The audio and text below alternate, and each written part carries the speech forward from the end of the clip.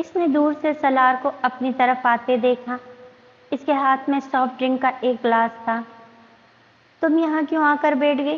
امامہ کے قریب آتے ہوئے اس نے دور سے کہا۔ ایسے ہی شال لینے آئی تھی، پھر یہیں بیٹھ گئی۔ وہ مسکرائی۔ اس کے قریب بیٹھتے ہوئے سالار نے سافٹ ڈرنک کا گلاس اپنی ٹانگوں کے درمیان نچلی سیڑھی پر رکھ دیا۔ امامہ لکڑی کے ستون سے ٹیک لگائے، ایک گھٹنے پر کھانے کی پلیٹ ٹکائے کھاتے ہوئے دور لان میں ایک کینوپی کے نیچے اسٹیج پر بیٹھے گلوکار کو دیکھ رہی تھی، جو نئی غزل شروع کرنے سے پہلے سازندوں کو ہدایت دے رہا تھا۔ سالار نے کانٹا اٹھا کر اس کی پلیٹ سے کباب کا ایک ٹکڑا اپنے منہ میں ڈالا۔ وہ بھی اب گلوکار کی طرف متوجہ تھا، جو اپنی نئی غزل شروع کر چکا تھا۔ ہاں، اس نے مسکرا کر کہا۔ وہ غزل سن رہی تھی۔ کسی کی آنکھ پرنم ہے، محبت ہو گئی ہوگی، زباں پر قصہ غم ہے، محبت ہو گئی ہوگی۔ وہ بھی غزل سننے لگا تھا۔ کبھی ہنسنا کبھی رونا، کبھی ہنس ہنس کر رو دینا، عجب دل کا یہ عالم ہے، محبت ہو گئی ہوگی۔ اچھا گا رہا ہے، امامہ نے ستائشی انداز میں کہا۔ سالار نے کچھ کہنے کے بجائے سر ہلا دیا۔ خوشی کا حد سے بڑھ جانا بھی اب ایک بے قراری ہے، نہ غم ہونا بھی ایک غم ہے، محبت ہو گئی ہوگی۔ سالار سافٹ ڈرنک پیتے پیتے ہنس پڑا۔ امامہ نے اس کا چہرہ دیکھا، وہ جیسے کہیں اور پہنچا ہوا تھا۔ تمہیں کچھ دینا چاہ رہا تھا میں؟ وہ جیکٹ کی جیب میں کچھ ڈھونڈ کر نکالنے کی کوشش کر رہا تھا۔ میں بہت دنوں سے تمہیں کچھ دینا چاہ رہا تھا لیکن… وہ بات کرتے کرتے رک گیا۔ اس کے ہاتھ میں ایک ڈبیا تھی۔ امامہ کے چہرے پر بے حد مسکراہٹ آئی۔ اچھا، تو اسے خیال آ گیا۔ اس نے ڈبیا لیتے ہوئے سوچا اور اسے کھولا۔ وہ ساکت رہ گئی۔ اندر ایئرنگز تھے، ان ایئرنگز سے ملتے جلتے جو وہ اکثر اپنے کانوں میں پہنے رہتی تھی۔ اس نے نظریں اٹھا کر سالار کو دیکھا۔ میں جانتا ہوں یہ اتنے ویلیوبل نہیں ہوں گے جتنے تمہارے ابو کے ہیں، لیکن مجھے اچھا لگے گا اگر تم کبھی کبھی انہیں بھی پہنو۔ ان ایئرنگز کو دیکھ کر اس کی آنکھوں میں آنسو آ گئے۔ تم نہیں پہننا چاہتی تو بھی ٹھیک ہے، میں ریپلیس کرنے کے لیے نہیں دے رہا ہوں۔ سالار نے اس کی آنکھوں میں ہوتی نمی دیکھ کر بے ساختہ کہا۔ وہ نہیں جانتا تھا بہت ساری چیزیں پہلے ہی اپنی جگہ بدل چکی ہے اور وہ اپنی جگہ بنا چکی ہیں، اس کی خواہش اور ارادے کے نہ ہونے کے باوجود۔ کچھ کہنے کے بجائے امامہ نے اپنے دائیں کان میں لٹکتا ہوا جھمکا اتارا۔ میں پہنا سکتا ہوں؟ سالار نے ایک ایئرنگ نکالتے ہوئے پوچھا۔ امامہ نے سر ہلا دیا۔ سالار نے باری باری اس کے دونوں کانوں میں وہ ایئرنگز پہنا دیے۔ وہ نم آنکھوں سے مسکرائی۔ وہ بہت دیر تک کچھ کہے بغیر محبت سے اسے دیکھتا رہا۔ اچھی لگ رہی ہو، وہ اس کے کانوں میں لٹکتے ہوئے ہلکورے کھاتے موتی کو چھوتے ہوئے مدھم آواز میں بولا۔ تمہیں کوئی مجھ سے زیادہ محبت نہیں کر سکتا، مجھ سے زیادہ خیال نہیں رکھ سکتا۔ میرے پاس ایک واحد قیمتی چیز تم ہو۔ اس کی آنکھوں میں آنکھیں ڈالے وہ اس سے کہہ رہا تھا، وعدہ کر رہا تھا، یاد دہانی کرا رہا تھا، ہاں کچھ جتا رہا تھا۔ وہ جھک کر اب اس کی گردن چوم رہا تھا۔ مجھے نوازا گیا ہے۔ سیدھا ہوتے ہوئے اس نے سرشاری سے کہا۔ رومانس ہو رہا ہے؟ وہ اپنے عقب میں آنے والی کامران کی آواز پر ٹھٹکے تھے۔ وہ شاید شارٹ کٹ کی وجہ سے برآمدے کے اس دروازے سے نکلا تھا۔ کوشش کر رہے ہیں، سالار نے پلٹے بغیر کہا۔ گڈ لک، وہ کہتے ہوئے ان کے پاس سے سیڑھیاں اترتا ہوا انہیں دیکھے بغیر چلا گیا۔ امامہ کی رکی ہوئی سانس بحال ہوئی۔ وہ جھینپ گئی تھی۔ سالار اور اس کی فیملی کم از کم ان معاملات میں بے حد آزاد خیال تھے۔ کسی کو سامنے پا کر کسی کے سرخ ہونٹوں پر انوکھا سا تبسم ہے، محبت ہو گئی ہوگی۔ امامہ کو لگا وہ زیر لب گلوکار کے ساتھ گا رہا ہے۔ جہاں ویران راہیں تھیں، جہاں حیران آنکھیں تھیں، وہاں پھولوں کا موسم ہے، محبت ہو گئی ہوگی۔ لکڑی کی ان سیڑھیوں پر ایک دوسرے کے قریب بیٹھے وہ خاموشی کو توڑتی آس پاس کے پہاڑوں میں گونج کی طرح پھیلتی گلوکار کی سریلی آواز سن رہے تھے۔ زندگی کے وہ لمحے یادوں کا حصہ بن رہے تھے، دوبارہ نہ آنے کے لیے گزر رہے تھے۔ ان کے اپارٹمنٹ کی دیوار پر لگنے والی ان دونوں کی پہلی اکٹھی تصویر اس فارم ہاؤس کی سیڑھیوں ہی کی تھی۔ سرخ لباس میں گولڈن کڑھائی والی سیاہ پشمینہ شال اپنے بازوؤں کے گرد اوڑھے، کھلے سیاہ بالوں کو کانوں کے پیچھے سمیٹے، خوشی اس کی مسکراہٹ اور آنکھوں میں چمک نہیں بلکہ اس قرب میں جھلک رہی تھی جو اس کے اور سالار کے درمیان نظر آ رہا تھا۔ سفید شرٹ اور سیاہ جیکٹ میں اسے اپنے ساتھ لگائے سالار کی آنکھوں کی چمک جیسے اس فوٹوگراف میں موجود دوسری ہر شے کو مات کر رہی تھی۔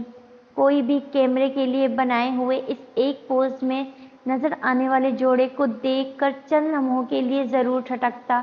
سکندر نے اس فوٹوگراف کو فریم کروا کر انہیں ہی نہیں بھیجا تھا، انہوں نے اپنے گھر کی فیملی وال فوٹوز میں بھی اس تصویر کا اضافہ کیا تھا۔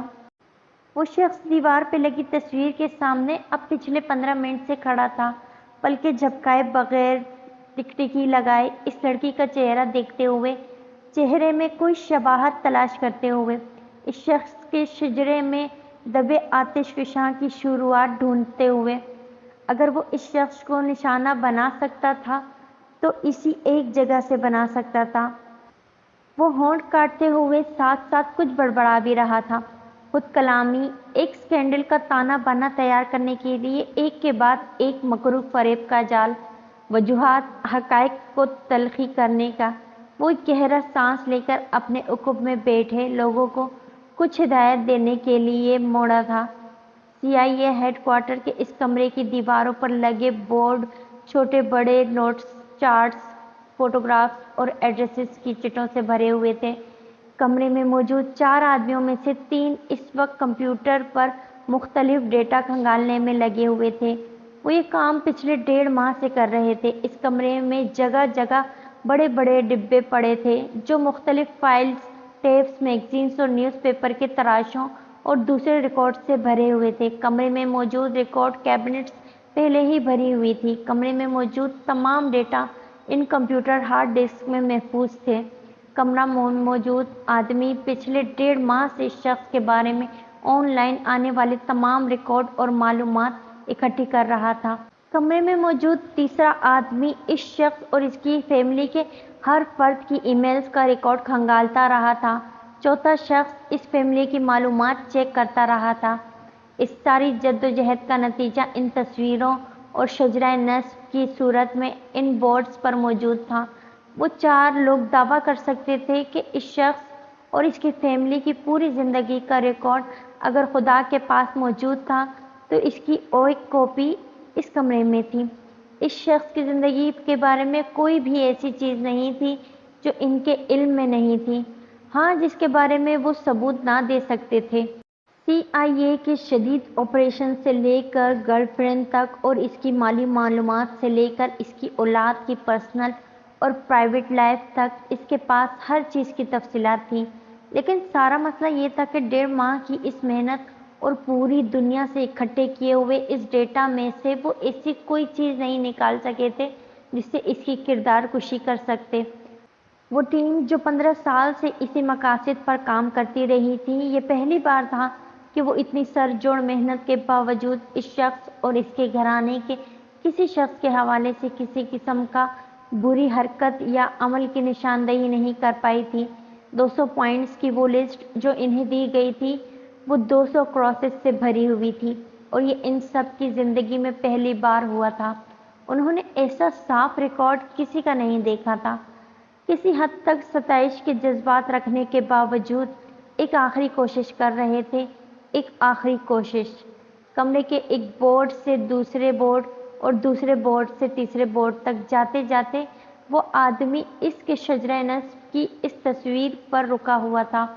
اس تصویر کے آگے کچھ اور تصویریں تھیں اور ان کے ساتھ کچھ بلٹ پوائنٹس۔ ایک دم بجلی کا سا جھٹکا لگا۔ اس نے اس لڑکی کی تصویر کے نیچے تاریخ پیدائش دیکھی، پھر مڑ کر کمپیوٹر کے سامنے بیٹھے ہوئے آدمی کو وہ سال بتاتے ہوئے کمپیوٹر پر بیٹھے آدمی نے چند منٹوں کے بعد اسکرین دیکھتے ہوئے کہا، پاکستان میں۔ اس شخص کے ہونٹوں پر بے اختیار مسکراہٹ آ گئی تھی۔ کب سے کب تک؟ اس آدمی نے اگلا سوال کرتے ہوئے کہا۔ کمپیوٹر پر بیٹھے ہوئے آدمی نے تاریخیں بتائیں۔ آخر کار ہمیں کچھ مل ہی گیا۔ اس آدمی نے بے اختیار एक सीटी बजाते हुए कहा, इन्हें जहाज डुबोने के लिए तार पैड मिल गया था। ये 15 मिनट पहले की रुदात थी। 15 मिनट बाद अब वो जानता था कि इसे इस आतिशफिशा का मुंह खोलने के लिए क्या करना था। वो यहाँ किसी जज्बाती मुलाकात के लिए नहीं आई थी, सवाल जवाब के लिए, चौड़े सेशन के लिए भी नहीं, लानत और मलामत के किसी मंसूबे को अमली जामा पहनाने के लिए भी नहीं। वो यहाँ किसी का ज़मीर झंझोड़ने नहीं आई थी, ना ही किसी से नफ़रत का इजहार करने के लिए, और ना ही किसी को बताने आई थी कि वो अज़ियत के माउंट एवरेस्ट पर खड़ी थी। ना ही वो अपने बाप को गिरबान से पकड़ना चाहती थी, ना इसे ये बताना चाहती थी कि इसने इसकी ज़िंदगी तबाह कर दी है, इसके सेहतमंद जहन और जिस्म को हमेशा के लिए मफलूज कर दिया था। वो ये सब कुछ कहती, ये सब करती, अगर इसे यकीन होता कि ये सब करने के बाद इसे सुकून मिल जाएगा। इसका बाप एहसास जुर्म या पछतावे जैसी चीज़ को पालने लगा था। पिछले कई हफ्तों से वो आबला पाती। वो रातों को सुकून आवर गोलियां लिए बगैर सो नहीं पा रही थी, और इससे बढ़कर तकलीफदार चीज़ ये थी कि वो सुकून आवर अद्वियात लेना नहीं चाहती थी। वो सोना नहीं चाहती थी, वो सोचना चाहती थी इस भयानक ख्वाब के बारे में जिसमें वो चंद हफ्ते पहले दाखिल हुई थी और जिससे अब वो सारी ज़िंदगी निकल नहीं सकती थी। वो यहाँ आने से पहले पिछली पूरी रात रोती रही थी। ये बेबसी की वजह से नहीं था, ये अजियत की वजह से भी नहीं था, ये इस गुस्से की वजह से था जो वो अपने बाप के लिए अपने दिल में इतने दिनों से महसूस कर रही थी। एक आतिशफिशा था, या जैसे कोई और जो इसके अंदर से सुलगा रहा था, अंदर से जला रहा था। किसी से पूछे, किसी को बताए बगैर यूँ उठकर आ जाने का फैसला जज्बाती था, अहमकाना था और गलत था। इसने ज़िंदगी में पहली बार एक जज्बाती, अहमकाना और गलत फैसला बेहद सोच समझ कर किया था। एक इख्तिताम चाहती थी वो अपनी ज़िंदगी के इस बाब के लिए जिसके बगैर वो आगे नहीं बढ़ सकती थी और जिसकी मौजूदगी का इंकिशाफ इससे दिल दहला देने वाला था। इसका एक माजी था, वो जानती थी, लेकिन इसे कभी ये अंदाज़ा नहीं था कि इसकी माजी का माजी भी हो सकता है। एक दफ़ा का जिक्र था जब वो खुश थी अपनी ज़िंदगी में, जब वो खुद को बासादत समझती थी और मुकर्रब से मलऊन होने का फ़ैसला इसने चंद सेकंड्स में तय कर लिया था। चंद सेकंड शायद ज़्यादा वक्त था, शायद इससे भी कम वक्त था, जिसमें वो एहसास कमतरी, एहसास महरूमी, एहसास निदामत और ज़िल्लत व बदनामी के एक ढेर में तब्दील हुई थी। और यहाँ वो इसको दोबारा वही शक्ल देने आई थी, इस बोझ को इस शक्ल के सामने उतार फेंकने आई थी जिसने वो बोझ इस पर लादा था। किसी को इस वक्त ये पता नहीं था कि वो वहाँ थी, किसी को पता होता तो वो वहाँ आ ही नहीं सकती थी। इसका सेल फोन पिछले कई घंटों से ऑफ था। वो चंद घंटों के लिए खुद को इस दुनिया से दूर ले आई थी जिसका वो हिस्सा थी, इस दुनिया का हिस्सा, या फिर इस दुनिया का हिस्सा जिसमें वो इस वक्त मौजूद थी, या फिर इसकी दुनिया नहीं थी, वो कहीं की नहीं थी, और जहाँ की थी, जिससे ताल्लुक़ रखती थी, इसको अपना नहीं सकती थी। इंतज़ार लंबा हो गया था। इंतज़ार हमेशा लंबा होता है, किसी भी चीज़ का इंतज़ार हमेशा लंबा होता है, चाहे आने वाली शेप पाँव की जंजीर बनने वाली हो या फिर गले का हार, सर का ताज बनकर सजना हो, इसमें पाँव की जूती। इंतज़ार हमेशा लंबा ही लगता है। वो एक सवाल का जवाब चाहती थी अपने बाप से, सिर्फ एक छोटे से सवाल का, इसने इसकी फैमिली को क्यों मार डाला। Scripps national spellings, grand Hyatt hotel का पाल रूम इस वक्त प्रेप नेशनल स्पेलिंग बी के 92 मुकाबले के फाइनल में पहुंचने वाले फरीकैन समेत दीगर शुरका, इनके वालिदैन, बहन भाइयों और इस मुकाबले को देखने के लिए मौजूद लोगों से कचाकच भरा होने के बावजूद ऐसा खामोश था कि सुई गिरने की आवाज़ भी सुनी जा सके।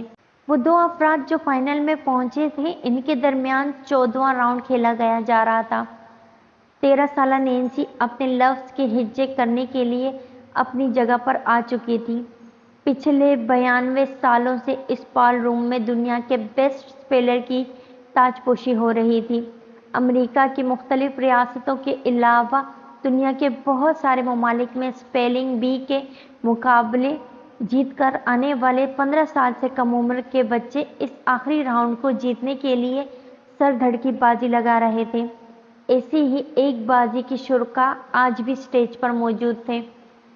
شیکسپیئر اس نینسی نے رکی ہوئی سانس کے ساتھ پروناؤنسیشن کا لفظ سنا۔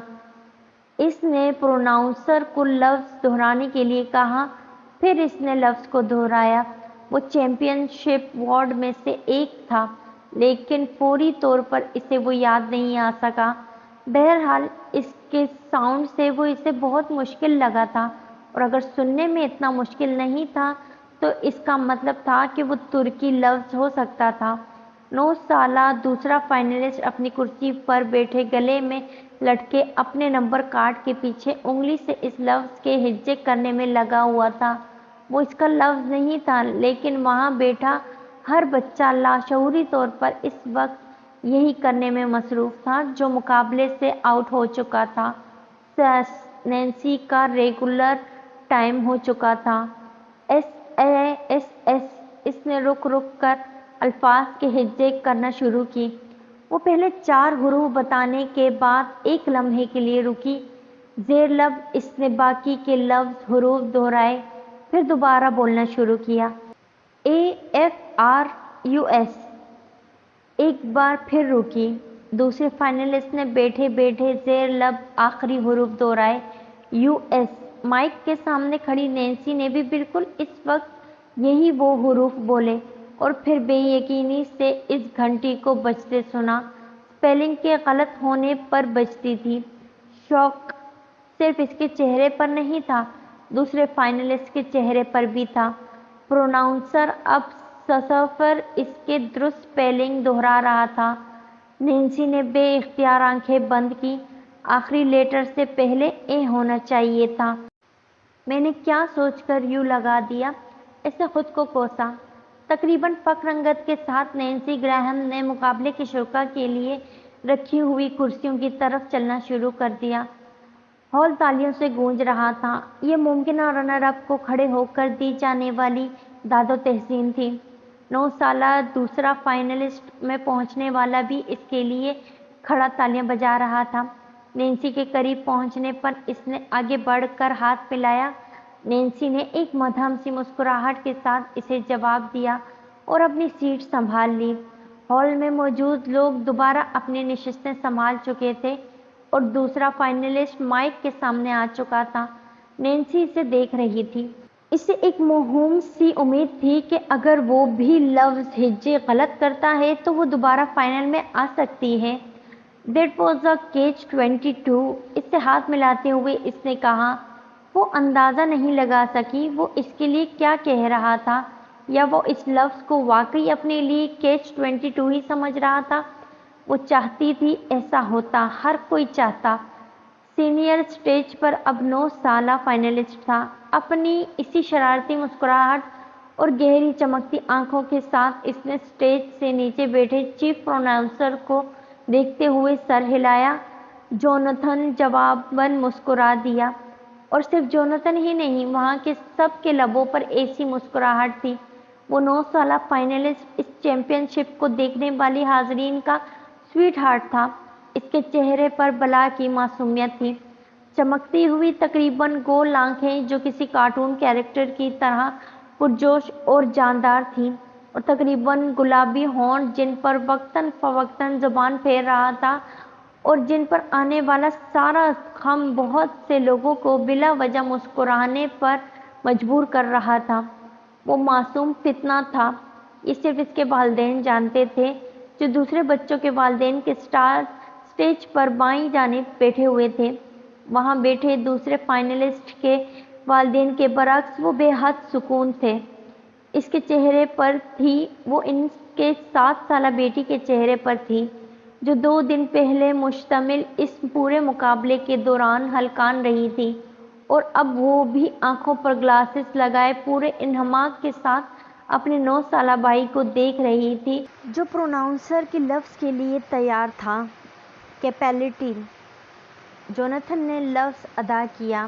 اس فائنلسٹ کے چہرے پر بے اختیار مسکراہٹ آئی تھی، جسے وہ بمشکل اپنی ہنسی کو کنٹرول کر رہا ہو۔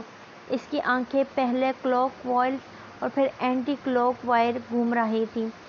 ہال میں کچھ کھلکھلاہٹیں ابھری تھیں۔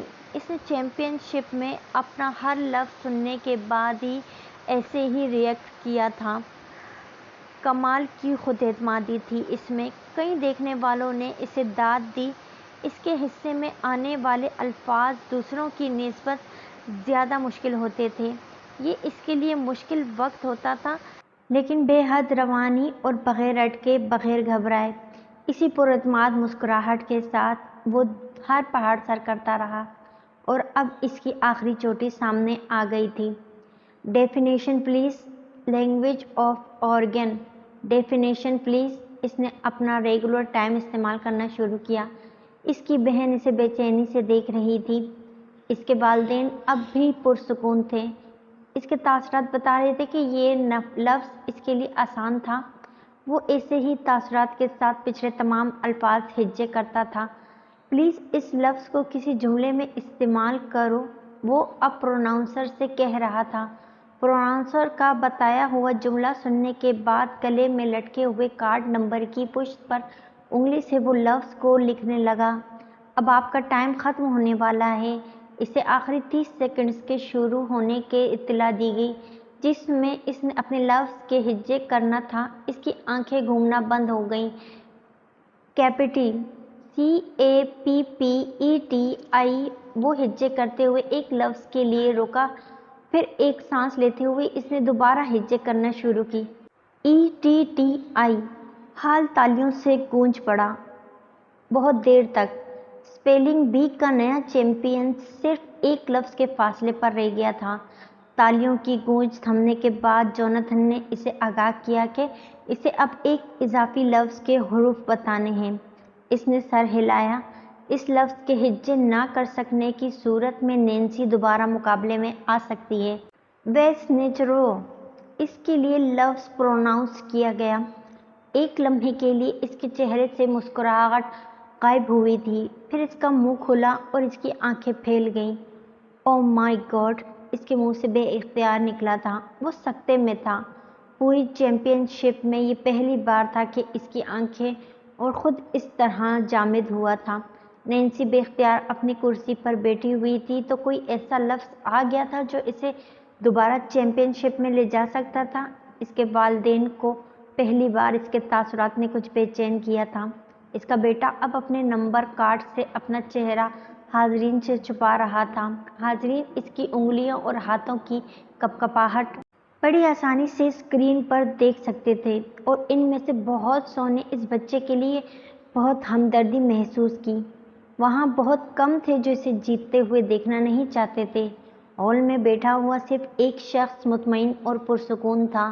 پرسکون یا پرجوش کہنا مشکل تھا، اور وہ اس بچے کے 7 سالہ بہن تھی جو اپنے ماں باپ کے درمیان بیٹھی ہوئی تھی، اور جس نے اپنے بھائی کے تاثرات پر پہلی بار بڑے اطمینان کے ساتھ کرسی کی پشت کے ساتھ مسکراتے ہوئے ٹیک لگائی۔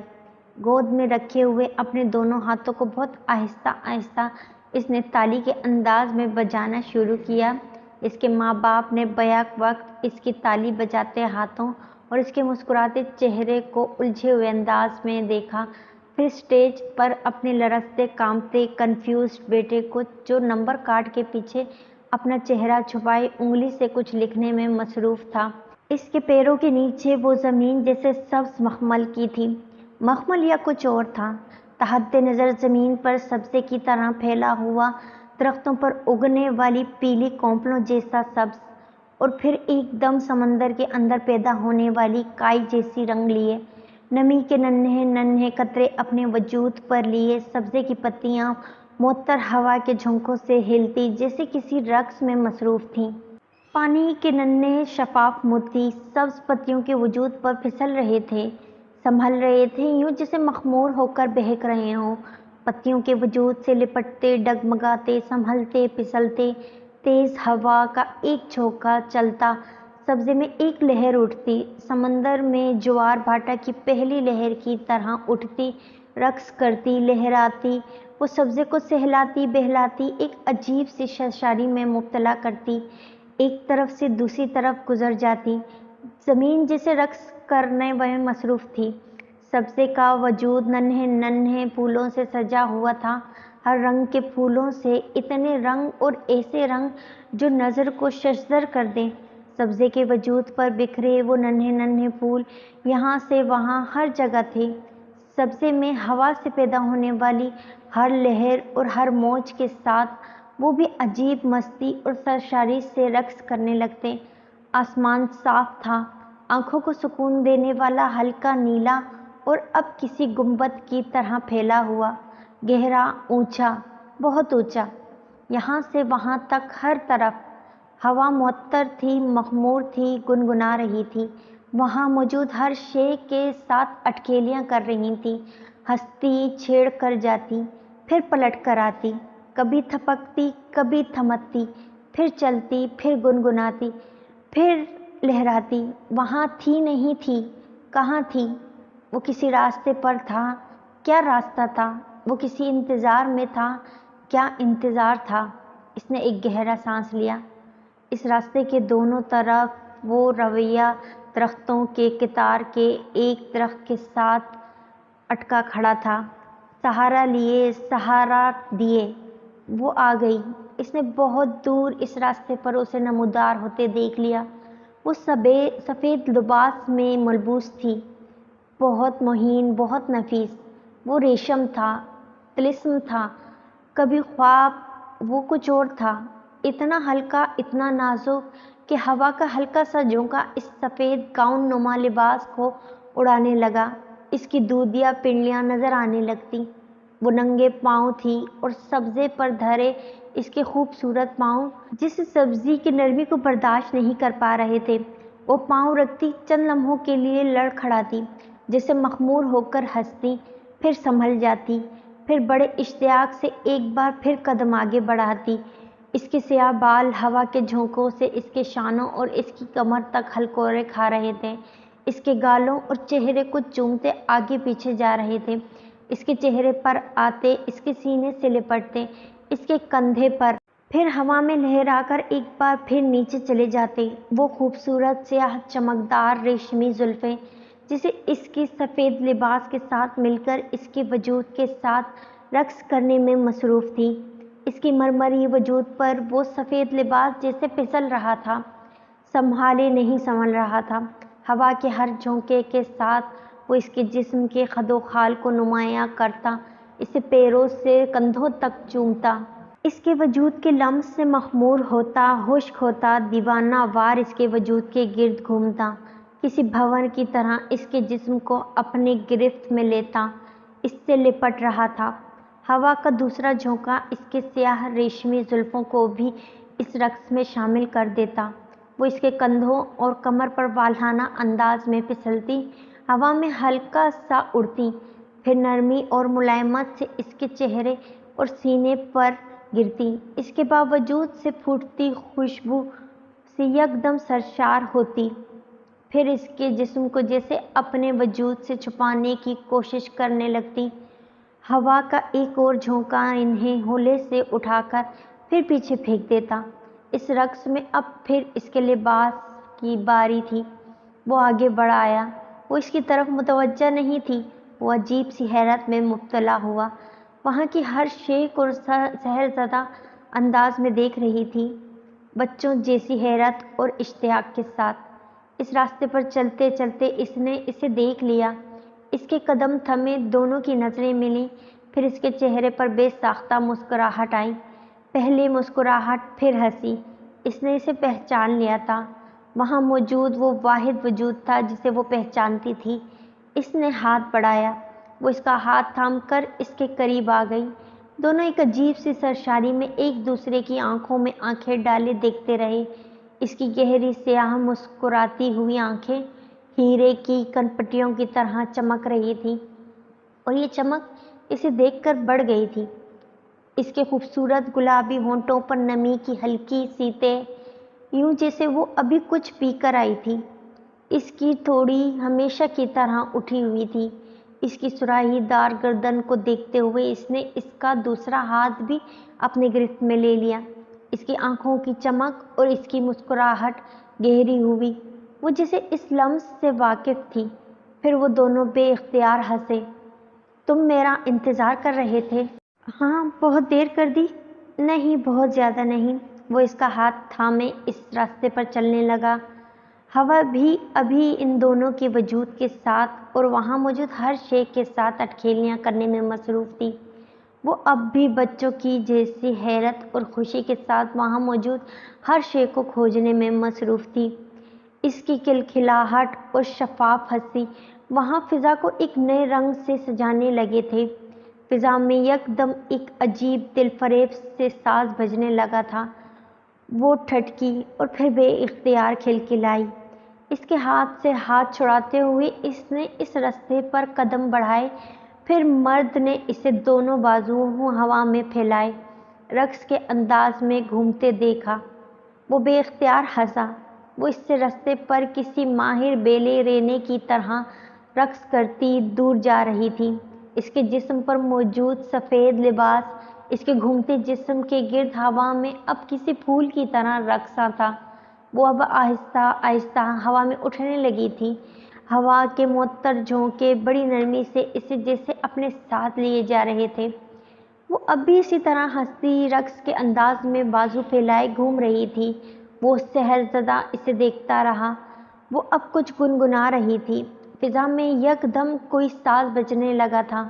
پہلے ایک، پھر دوسرا، پھر تیسرا، پھر بہت سارے۔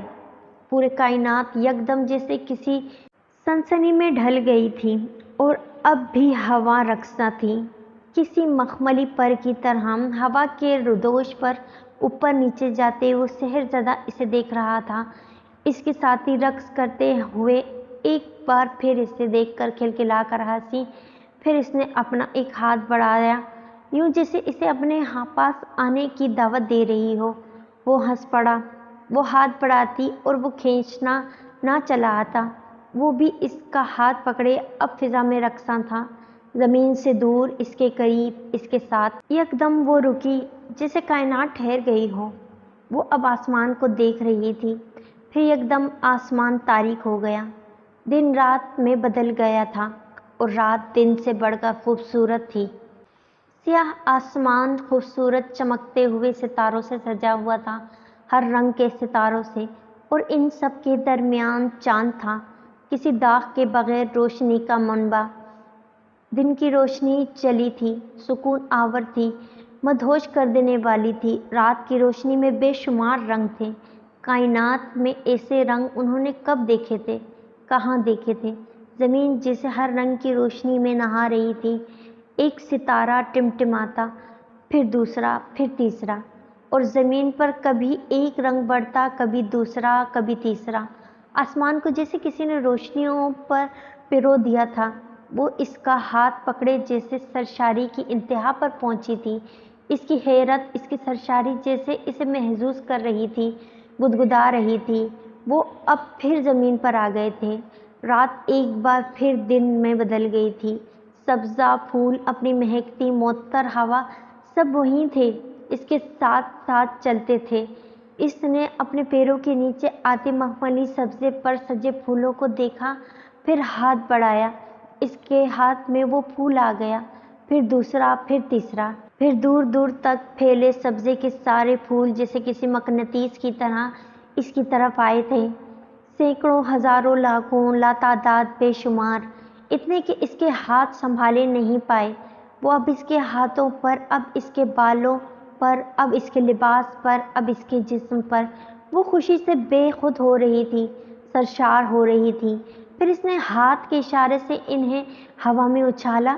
وہ پلک جھپکنے میں آسمان کی طرف گئے۔ پورا آسمان پھولوں سے بھر گیا چند لمحوں کے لیے، پھر پھولوں کی بارش ہونے لگی۔ وہ دونوں ہنس رہے تھے۔ پھولوں کی بارش قطروں کی طرح مٹھیوں میں بھرتے اور چھوڑتے، بھاگتے، کھلکھلاتے۔ وہ سب پھول زمین پر گر کر ایک بار پھر سبزے میں اپنی اپنی جگہ سج گئے تھے، وہاں جہاں وہ تھے، وہیں جہاں انہیں ہونا چاہیے تھا۔ وہ ایک بار پھر آسمان کو دیکھ رہے تھے۔ وہاں اب بادل نظر آ رہے تھے، روئی کے گالوں جیسے حرکت کرتے بادل، وہ سب بادل وہاں جمع ہو رہے تھے جہاں وہ کھڑے تھے۔ پھر اس نے آسمان پر بارش کا پہلا قطرہ دیکھا۔ اس نے ہاتھ بڑھا کر اسے اپنی ہتھیلی پر لیا۔ اس قطرے کو دیکھ کر دوبارہ ہنستے ہوئے آسمان کی طرف اچھال دیا۔ اس بار وہ قطرہ اوپر جا کر اکیلے واپس نہیں آیا تھا، وہ بہت سارے دوسرے قطروں کو ساتھ لے کر آیا تھا، بہت سارے نرم لفظ کے گدگدانے والے قطرے۔ بارش برس رہی تھی اور وہ دونوں بچوں کی طرح ہنستے کھیلتے پانی کے ان قطروں کو ہاتھوں سے پکڑ کر ایک دوسرے پر اچھال رہے تھے۔ وہ بارش تھی، پانی تھا، مگر وہ قطرے ان کے بالوں، ان کے جسم کو گیلا نہیں کر رہے تھے۔ وہ جیسے شفاف موتیوں کی بارش تھی جو ان کے ہاتھ اور جسم کے ایک جنبش پر ان کے بالوں اور لباس سے الگ ہو کر دور جا گرتے۔ سبزے اور پھولوں کے اوپر اب بارش کے شفاف موتی جیسے قطروں کی ایک تہہ سی آ گئی تھی، یوں جیسے کسی نے زمین پر کوئی شیشہ پھیلا دیا ہو۔ وہ اس شیشے پر چل رہے تھے، ان کو اپنے سائے میں لیے وہ رکتے، ہاتھ ہلاتے، آسمان پر بادلوں کو ایک جگہ سے دوسری جگہ بھیجتے، پھر اپنی طرف ہلاتے۔ وہ آسمان پر جیسے پانی سے مصوری کر رہے تھے۔ پھر جیسے وہ اس کھیل سے تھک گئی، وہ رکی بارش تھی، زمین سے قطرے کے غائب ہونے لگے، پھر بادل، چند ساتوں میں آسمان صاف تھا، یوں جیسے وہاں کبھی بادل نام کی کوئی شے آئی ہی نہیں تھی۔ وہ اب اس کا ہاتھ پکڑ رہا تھا۔ اس نے چونک کر اسے دیکھا۔ تمہیں کچھ دکھاتا ہوں۔ وہ مسکرایا۔ کچھ اور بھی؟ اس کی خوشی کچھ اور بڑھی۔ ہاں، کچھ اور بھی۔ اس نے حسبات میں سر ہلایا۔ کیا؟ اس نے بے ساختہ اس سے پوچھا تھا۔ وہ خاموشی سے مسکرا دیا۔ کیا؟ اس نے بچوں کی طرح اصرار کیا۔ وہ پہلے سے زیادہ پراسرار انداز میں مسکرایا تھا۔ وہ اس کا ہاتھ پکڑے اسے نئی راستے کی طرف لے جا رہا تھا۔ پھر ان دونوں کو دور سے کچھ نظر آنے لگا تھا۔ سالار نے ہڑبڑا کر آنکھ کھولی۔ کمرے میں مکمل تاریکی تھی۔ وہ فوری طور پر سمجھ نہیں سکا کہ وہ کہاں ہے۔ اس کی سماعتوں نے دور کہیں کسی مسجد سے سحری کے آغاز کا اعلان سنا۔ اس کمرے کے گھپ اندھیرے کو کھلی آنکھوں سے کھوجتے ہوئے اسے اگلا خیال اس خواب اور امامہ کا آیا تھا۔ وہ کوئی خواب دیکھ رہا تھا جس سے وہ بیدار ہوا تھا، مگر خواب میں وہ امامہ کو کیا دکھانے والا تھا، اسے کچھ یاد نہیں آیا۔ امامہ؟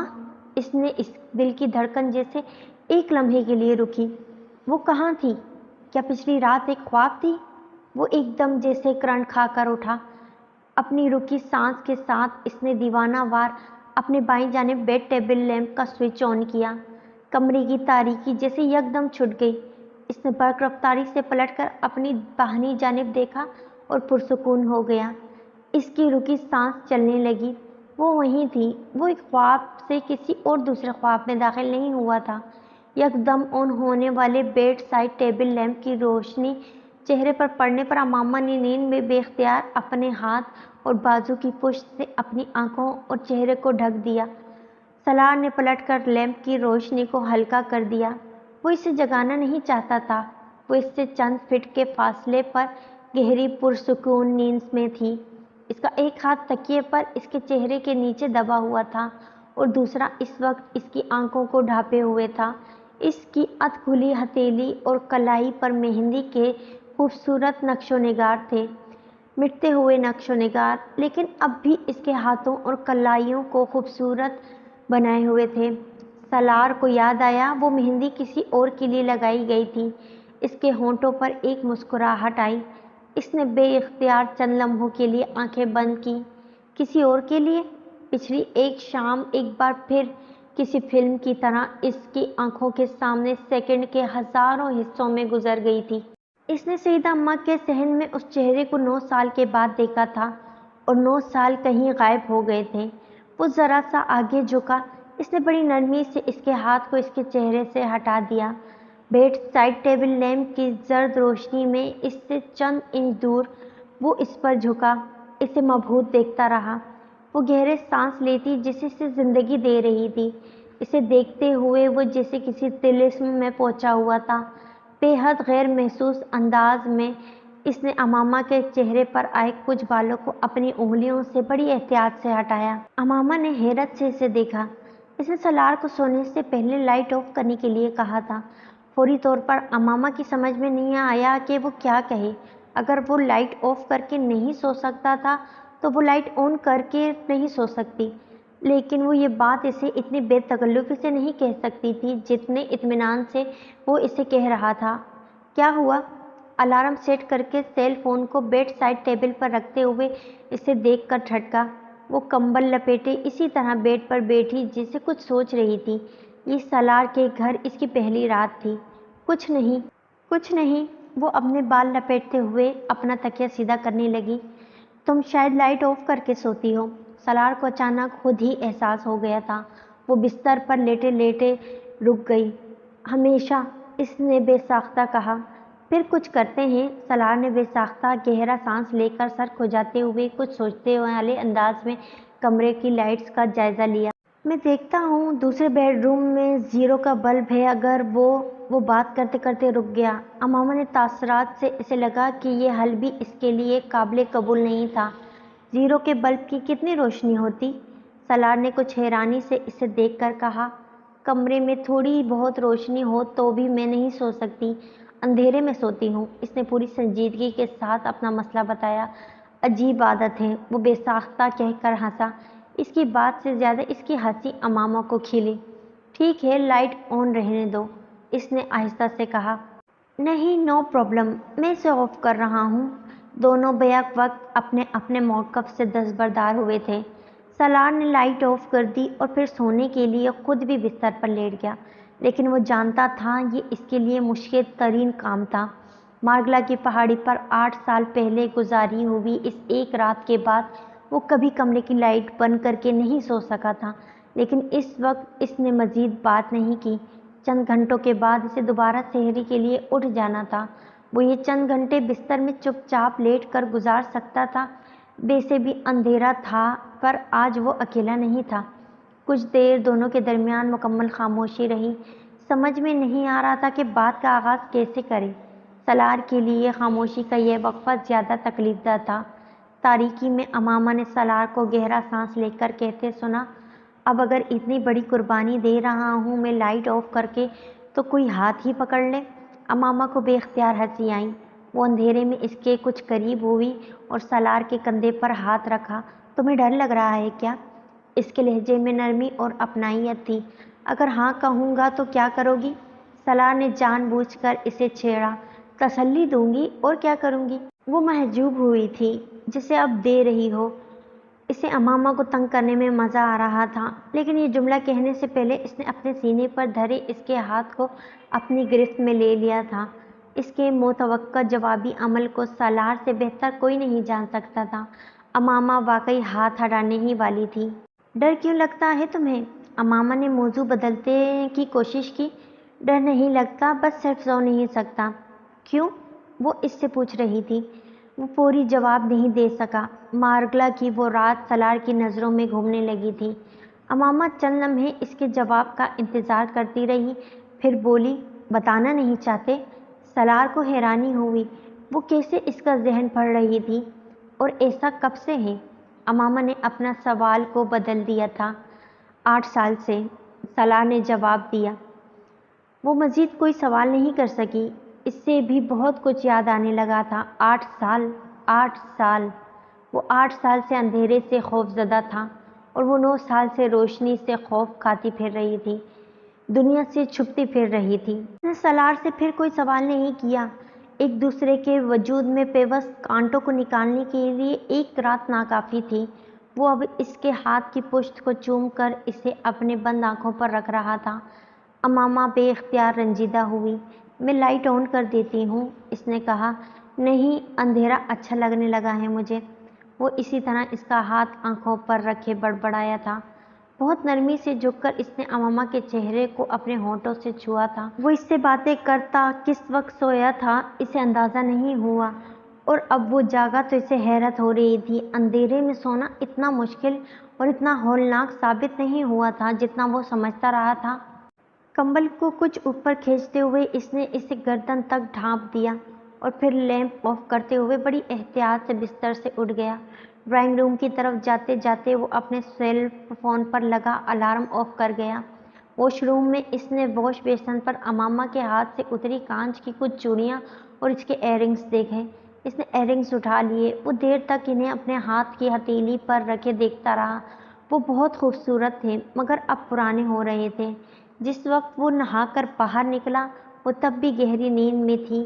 کمرے کی لائٹ آن کیے بغیر وہ دبے پاؤں بیڈ روم سے باہر آ گیا۔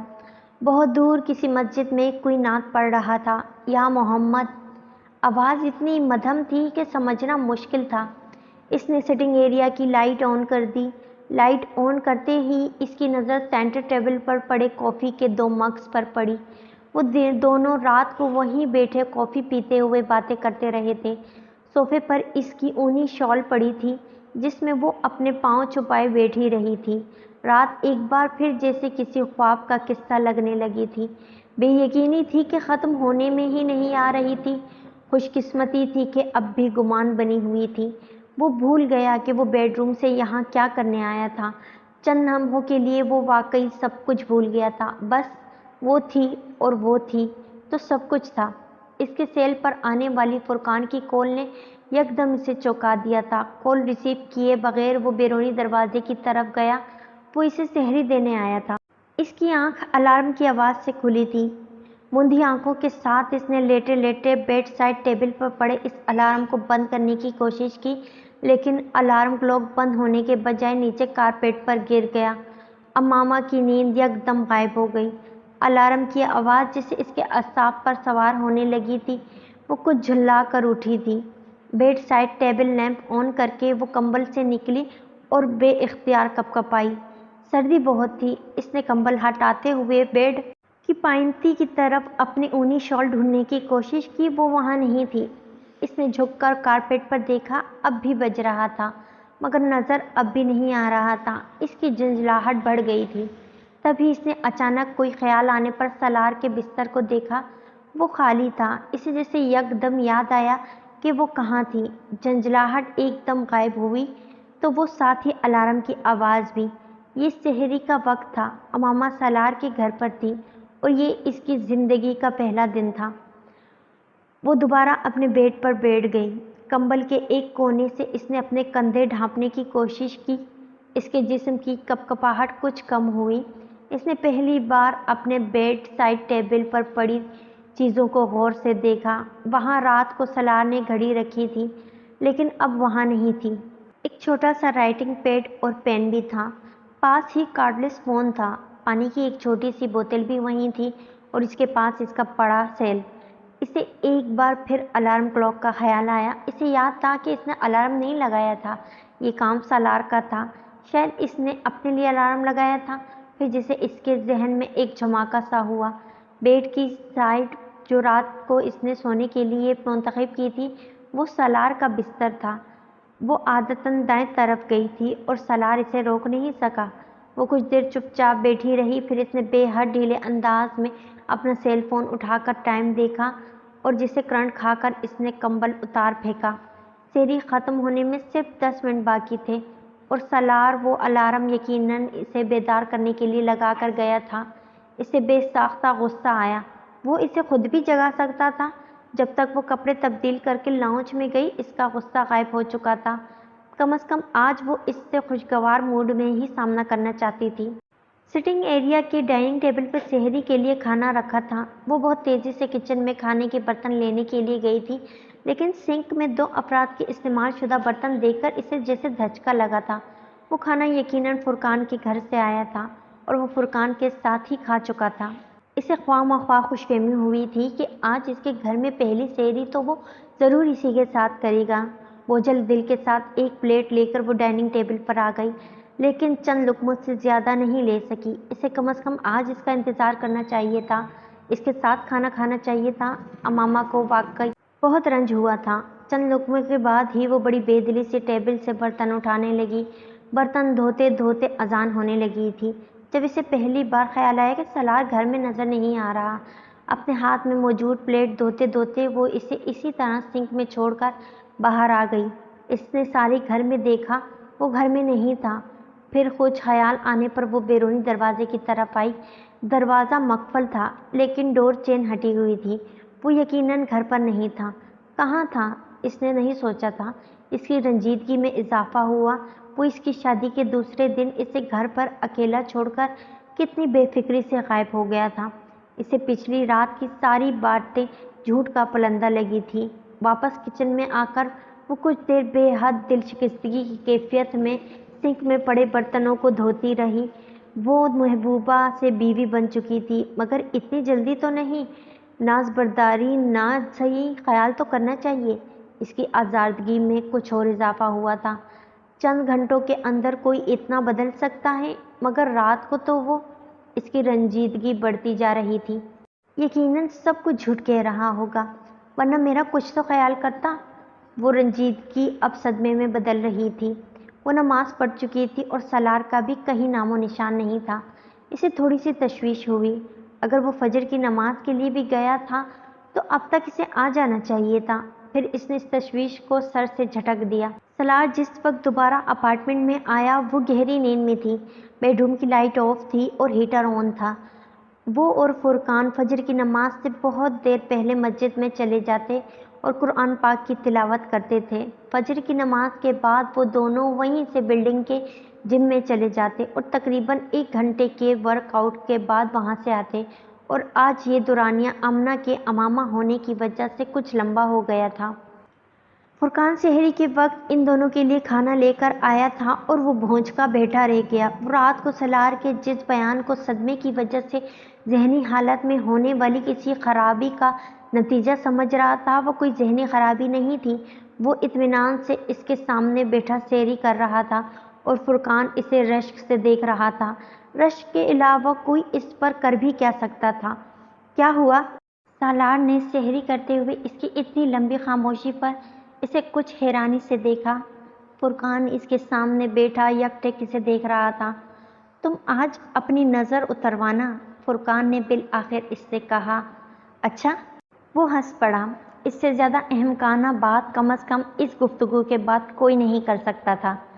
میں مذاق نہیں کر رہا، فرقان نے اپنے گلاس میں پانی انڈھیلتے ہوئے بے حد سنجیدگی سے کہا۔ جو کچھ ہوا تھا اسے سمجھنے سے زیادہ اسے ہضم کرنے میں اسے دقت ہو رہی تھی۔ کسی کو بھی ہو سکتی تھی سوائے سامنے بیٹھے ہوئے اس شخص کے، جو اس وقت کانٹے کے ساتھ آملیٹ کا آخری ٹکڑا اپنے منہ میں رکھ رہا تھا۔ اور اگر کوئی صدقہ وغیرہ دے سکو تو وہ بھی بہتر ہے، فرقان نے اس کے رد عمل کو مکمل طور پر نظر انداز کرتے ہوئے کہا۔ سالار اب بھی خاموش رہا۔ آمنہ سحری نہیں کرے گی؟ فرقان کو یکدم خیال آیا۔ سو رہی ہے وہ ابھی، میں الارم لگا آیا ہوں، اب بھی کافی وقت ہے سحری کا ٹائم ختم ہونے میں۔ سالار نے کچھ لاپرواہی سے اس سے کہا۔ فرقان اب بس کرو۔ اس سے بات کرتے کرتے وہ ایک بار پھر فرقان کی نظروں سے جھنجھلایا۔ وہ پھر اسے ویسے ہی دیکھ رہا تھا۔ مجھے اس طرح آنکھیں پھاڑ کر دیکھنا بند کرو، اس نے اس بار کچھ خفگی سے فرقان سے کہا۔ تم بہت نیک آدمی ہو سالار، اللہ تم سے بہت خوش ہے۔ وہ آملیٹ کا ایک اور ٹکڑا لیتے لیتے فرقان کی بات پر ٹھٹک گیا۔ اس کی بھوک یکدم ختم ہو گئی تھی۔ مزید ایک لفظ کہے بغیر اس نے پلیٹ پیچھے ہٹا دی اور اپنے برتن اٹھا کر اندر کچن میں لے گیا۔ وہ خوشی، سرشاری، اطمینان اور سکون جو کچھ دیر پہلے جسے اس کے پورے وجود سے چھلک رہا تھا، فرقان نے پلک جھپکتے اسے دھواں بن کر غائب ہوتے دیکھا۔ مسجد کی طرف جاتے ہوئے فرقان نے بالآخر اس سے پوچھا، اتنے چپ کیوں ہو گئے ہو؟ خاموشی سے چلتا رہا۔ میری کوئی بات بری لگی ہے؟ وہ اب بھی خاموش رہا۔ مسجد کے دروازے پر اپنے جوگرز اتار کر اندر جانے سے پہلے اس نے فرقان سے کہا، مجھے تم میں سے سب کچھ کہہ لینا فرقان، لیکن کبھی نیک آدمی مت کہنا۔ فرقان کچھ بول نہیں سکا۔ سالار مسجد میں داخل ہو گیا تھا۔ امامہ کی آنکھ 11 بجے سیل فون پر آنے والی ایک کال سے کھلی تھی۔ وہ ڈاکٹر سبتلی تھے۔ ان کی آواز سنتے ہی اس کا دل بھر آیا۔ میں نے آپ کو نیند سے جگا دیا، وہ معذرت خواہ انداز میں بولی۔ انہوں نے اس کی رندھی ہوئی آواز پر غور نہیں کیا تھا۔ نہیں، میں اٹھ گئی تھی، اس نے بستر سے اٹھتے ہوئے جھوٹ بولا۔ وہ اس کا حال احوال پوچھتے رہے۔ وہ بڑے بوجھل دل کے ساتھ تقریباً خالی الذہنی کے عالم میں ہوں ہاں میں جواب دیتی رہی۔ چند منٹ اور بات کرنے کے بعد انہوں نے فون بند کر دیا۔ کال ختم کرتے ہوئے اس کی نظر اپنے سیل فون میں چمکتے ہوئے نام پر پڑی۔ وہ چونک اٹھی۔ اسے فوری طور پر یاد نہیں آیا کہ اس نے سالار کا نام اور فون نمبر کب محفوظ کیا تھا۔ یقیناً یہ بھی اسی کا کارنامہ ہوگا۔ اس نے اس کا SMS پڑھنا شروع کیا۔ پلیز جاگنے کے بعد مجھے میسج کرنا، مجھے ضروری بات کرنا ہے۔ اسے نہ جانے کیوں اس کا میسج پڑھ کر غصہ آیا۔ بڑی جلدی یاد آ گئی۔ وہ میسج کا ٹائم چیک کرتے ہوئے بڑبڑائی۔ وہ شاید 10:50 پر آیا تھا۔ اگر آفس جاتے ہوئے اسے میں یاد نہیں آئی تو آفس میں بیٹھ کر کیسے آ سکتی ہوں؟ وہ اس وقت اسے جی بھر کر بدگمان ہو رہی تھی، اور شاید ٹھیک ہی ہو رہی تھی۔ وہ پچھلی رات کے لیے چیف گیسٹ تھی اور اگلی صبح وہ اس کے ساتھ بن بلائے مہمان جیسا سلوک کر رہا تھا۔ کم از کم اس وقت وہ یہی محسوس کر رہی تھی۔ وہ اس وقت وہ باتیں سوچ رہی تھی جو سالار کے وہم و گمان میں بھی نہیں تھی۔ وہ کچھ عجیب سی انداز میں خود ترسی کا شکار ہو رہی تھی۔ اس نے کمبل تہہ کرتے ہوئے بستر ٹھیک کیا اور بیڈ روم سے باہر نکل آئی۔ اپارٹمنٹ کی خاموشی نے اس کی اداسی میں اضافہ کیا تھا۔ کھڑکیوں سے سورج کی روشنی اندر آ رہی تھی۔ کچن کے سنک میں وہ برتن ویسے ہی موجود تھے جس طرح وہ چھوڑ کر گئی تھی۔ ہاں، وہ بھلا کیوں دھوتا؟ یہ سارے کام تو ملازماؤں کے ہوتے ہیں، لیکن میں تو انہیں نہیں دھوؤں گی، چاہے ایک ہفتہ ہی پڑے رہیں۔ میں ملازمہ نہیں ہوں۔ ان برتنوں کو دیکھ کر اس کی خفگی میں کچھ اور اضافہ ہو گیا۔ اس وقت وہ ہر بات منفی انداز میں لے رہی تھی۔ وہ بیڈ روم میں آئی تو اس کا سیل فون بج رہا تھا۔ ایک لمحے کے لیے اس کو خیال آیا کہ شاید سالار کی کال ہو، لیکن وہ مریم کی کال تھی۔ امامہ کا حال احوال پوچھنے کے بعد اس نے بڑے اشتیاق کے عالم میں امامہ سے پوچھا، منہ دکھائی میں کیا ملا تمہیں؟ امامہ چند لمحے بول نہیں سکی۔ اس نے کوئی تحفہ نہیں دیا تھا۔ اسے سالار کے نامہ اعمال میں ایک اور گناہ کا اضافہ ہو گیا تھا۔ کچھ بھی نہیں۔ امامہ نے کچھ دل شکستہ انداز میں کہا۔ اچھا، چلو کوئی بات نہیں، بعد میں دے دے گا، شاید اسے خیال نہیں آیا۔ مریم نے بات بدل دی تھی، لیکن اس کا آخری جملہ امامہ کو چبھا۔ اسے خیال نہیں آیا؟ ہاں واقعی اسے خیال نہیں آیا ہوگا۔ وہ بے حد خفگی کے عالم میں سوچتی رہی۔ سالار سے اس کے گلے شکوے اس گھر میں آنے کے دوسرے دن ہی شروع ہو گئے تھے، لیکن اس کے باوجود وہ لاشعوری طور پر اس کی کال کا انتظار کر رہی تھی۔